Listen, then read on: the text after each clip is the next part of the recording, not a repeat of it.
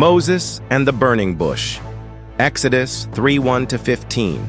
Welcome to Bible Story Time. Today we're exploring one of the most dramatic and powerful encounters in the Bible, Moses and the burning bush.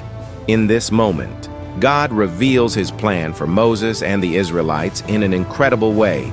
Stay with us till the end to see how God calls ordinary people to do extraordinary things and how he equips us when we step out in faith. Moses' life in Midian. After fleeing Egypt to escape Pharaoh's anger, Moses lived in the land of Midian for 40 years as a shepherd. During these years, Moses had likely come to terms with the idea that his life would never again be one of power and prestige. He had settled into a simple life working for his father-in-law Jethro. It was in this humble position that God chose to speak to Moses. As Moses was tending his father-in-law's sheep, he led them to the west side of the desert to Mount Horeb, also known as the Mountain of God. It was here on the slopes of this mountain that Moses would encounter God in a way that would change his life forever. The burning bush. While Moses was walking, he noticed something unusual off in the distance. A bush was on fire, but it wasn't burning up. The flames were there, but the bush itself remained unconsumed.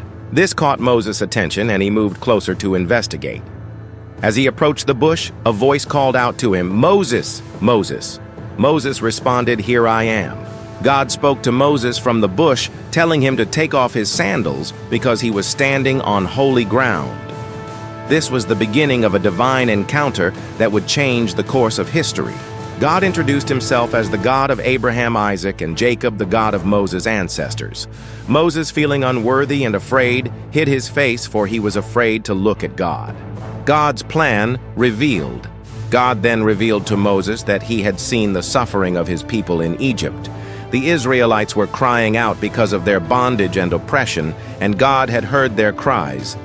He had seen their affliction, and he was ready to act. God told Moses that he had come down to rescue the Israelites from their slavery and to bring them to a land flowing with milk and honey, the land promised to their ancestors. But God didn't just announce his plans for the Israelites. He also told Moses that he would be the one to lead them out of Egypt. This was a moment of immense significance, and it was the start of Moses' calling as the leader of the Israelites. Moses. Hesitation. Moses, however, was reluctant to accept this calling. He questioned God, saying, "Who am I that I should go to Pharaoh and bring the Israelites out of Egypt?"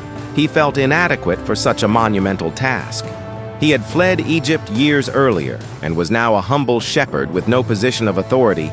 Moses doubted his own abilities, but God assured him that he would be with him every step of the way. Moses then asked, "If I go to the Israelites and tell them that the God of their ancestors has sent me, they will ask me what his name is. What should I tell them?" God responded with a profound statement, "I am who I am." This is what you are to say to the Israelites, "I am has sent me to you." God's name, I am, signifies his eternal existence and his unchanging nature. It is a reminder that God is self-existent, all-powerful, and present at all times. This was the name that Moses would use to speak to the Israelites and to Pharaoh. The Great Commission. God then gave Moses further instructions on how to approach the Israelites and Pharaoh. He told Moses that the Israelites would listen to him, but Pharaoh would not easily let them go. However, God promised that he would perform wonders and signs in Egypt, and eventually, Pharaoh would relent. Moses was given the responsibility of going to Pharaoh with a powerful message, "Let my people go so that they may worship me." Despite Moses' fears and doubts, God made it clear that he was in control and that he would be the one to bring the Israelites out of Egypt, not Moses himself. Moses' doubts and God's assurance. Even after hearing all of this, Moses continued to have doubts. He feared that the Israelites wouldn't believe him or listen to him. God reassured Moses by giving him miraculous signs to perform in front of the people.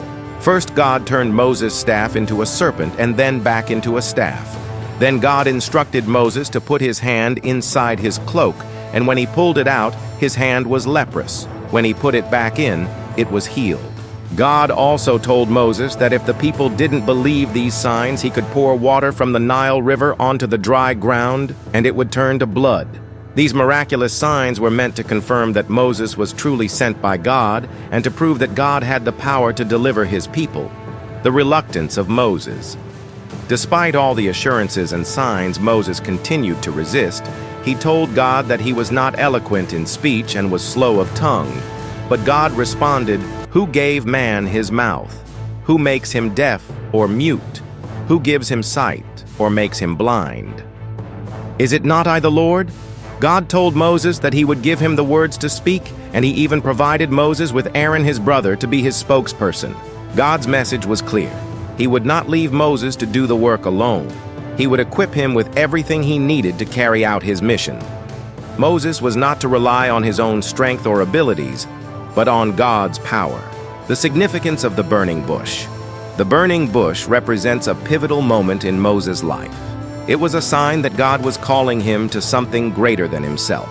It was also a powerful symbol of God's presence. Just as the bush burned but was not consumed, God was revealing his eternal nature. He is a consuming fire, but his power does not destroy. Instead, he uses it to purify and empower his people. Lessons from Moses and the burning bush. The story of Moses and the burning bush teaches us several important lessons. God calls us to his purpose. Just as God called Moses to lead the Israelites out of Egypt, he calls each of us to fulfill his purpose. We may not always feel equipped or qualified, but God equips those he calls. Trust in God's provision. Moses doubted his abilities, but God assured him that he would be with him. When God calls us to do something, he also provides the strength and resources needed to accomplish the task. God's timing is perfect. Moses had to wait for God's timing, and sometimes we too must be patient as God works in his perfect time. God works through ordinary people. Moses was a humble shepherd, but God used him to accomplish extraordinary things. No matter who we are, God can use us for his purposes. Moses' encounter with the burning bush shows us that God has a purpose for each of us, even if we feel unworthy or incapable. If you've been inspired by this story, don't forget to like, share, and subscribe to Bible Story Time. Stay tuned for our next video, where we will dive into the story of Moses and the 10 plagues, a powerful display of God's might and judgment.